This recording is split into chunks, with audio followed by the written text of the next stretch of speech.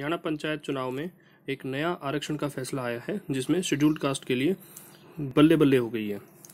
नमस्कार, आपका स्वागत है हमारे चैनल में और अब हम जानते हैं पूरी खबर क्या है इस बारे में। ऐसी अपडेट्स पाने के लिए आप हमारे चैनल को लाइक, सब्सक्राइब और शेयर कीजिए ताकि हर किसी को इससे जुड़ी खबर मिल सके।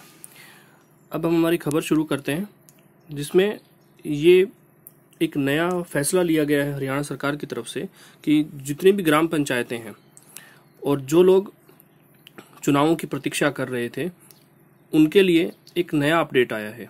राज्य में इस बार होने वाले ग्राम पंचायतों में चुनाव में अनुसूचित जाति समाज के लोग सामान्य सीटों पर भी ताल ठोक सकते हैं। इसका मतलब है कि जो पहले जिन सीटों पर सिर्फ आरक्षण से रिलेटेड सूची आती थी और एससी समाज के लोग उन्हीं सीटों पर अप्लाई कर सकते थे या इलेक्शन लड़ सकते थे, अब वो ओपन सीट पर भी चुनाव लड़ सकते हैं।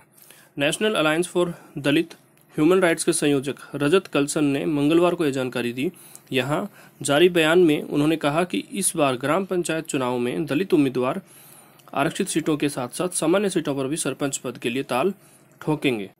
इसका मतलब है कि एससी समाज के लोग आरक्षित सीटों के साथ साथ नॉर्मल सीटों पर भी चुनाव लड़ सकते। कलसन ने कहा कि सामान्य सीटों पर भी अनुसूचित जाति समाज का उम्मीदवार चुनाव लड़ सकता है, लेकिन उसे खुद के अनुसूचित जाति होने का कोई सरकारी छूट या लाभ नहीं मिलेगा।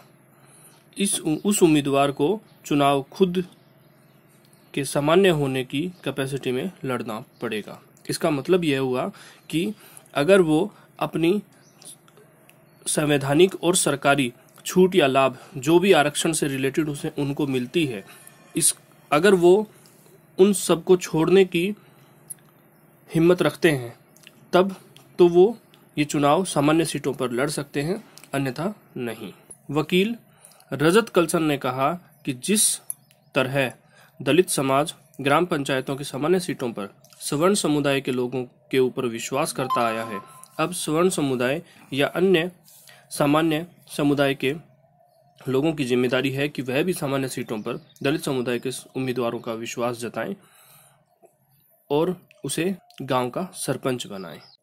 इस वीडियो को देखने के लिए आपका बहुत बहुत धन्यवाद।